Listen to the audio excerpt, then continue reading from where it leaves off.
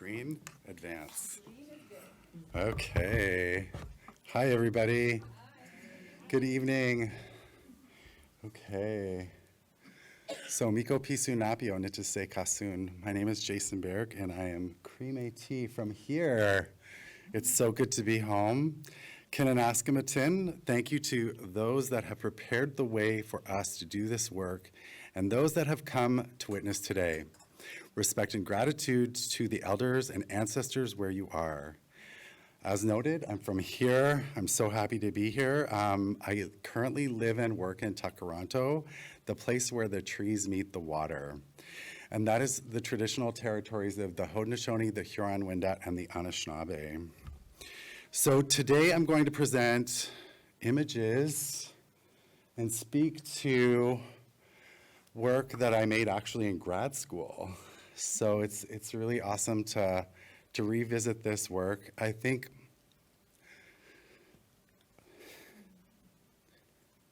about being away. I think about being in the United States and being far from home. And my family was actually incredibly supportive. And so Oski Oski, that body of work means a new world, or the new world. And so it was kind of a critique on that colonial mindset and to really kind of reframe it or take it back for ourselves as Indigenous people. So yeah, both of the paintings that Tara had selected are from that body of work. So it was presented here at Winniskewin a couple years back, and it's nice to have it back. So back in Saskatchewan.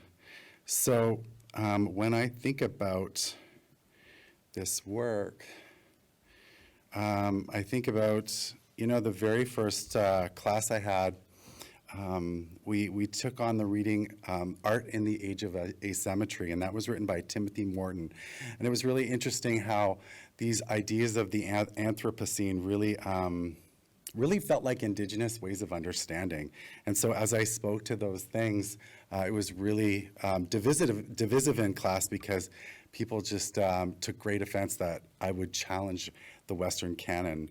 So yeah, so in Art in the Age of Asymmetry, Timothy Morton proposes that we have entered a new era of aesthetics shaped by the current ecological emergency.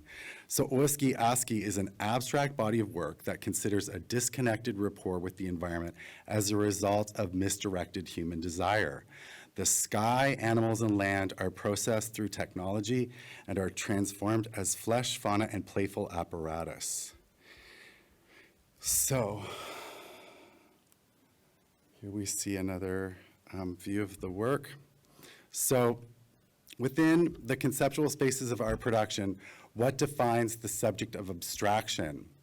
If the art subject is tangible, such as a bird or the sun, then we can draw or sculpt it to recreate its likeness through figurative representation. If the art subject is a notion, such as the concept of flight or whistle, then the artistic representation of the idea becomes an embodied symbolic rendering of its characteristics and the manifestations of an abstraction.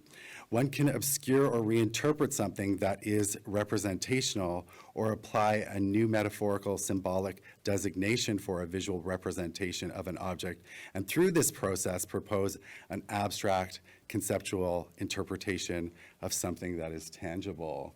So yeah, really through my pursuits, I'm kind of doing two concurrent things. I'm kind of framing my experiences as well as I'm pointing to abstraction. And when I think about abstraction from an Indigenous space, we've been doing this since time immemorial. So when we look at this painting, it really is an abstraction of a teepee. So I'm thinking through many things, and I'm referencing home and governance model. So Oyasiwi Wina means the law in Cree.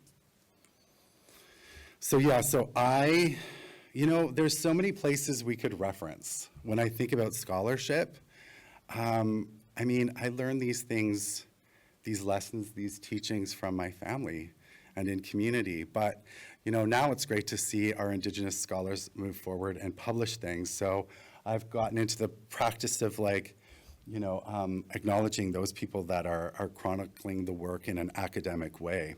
So here I'm acknowledging Dr. Jennifer Mawigwans. She's Anishinaabe, and she lives in Toronto. She works at the University of Toronto, and she did a really profound compendium online. It's a great resource for educators, and it's called the fourdirectionsteachings.com. And here she kind of gives an overview to Cree teachings through the teepee. And so, that was something that I would use to qualify the work within an academic standing.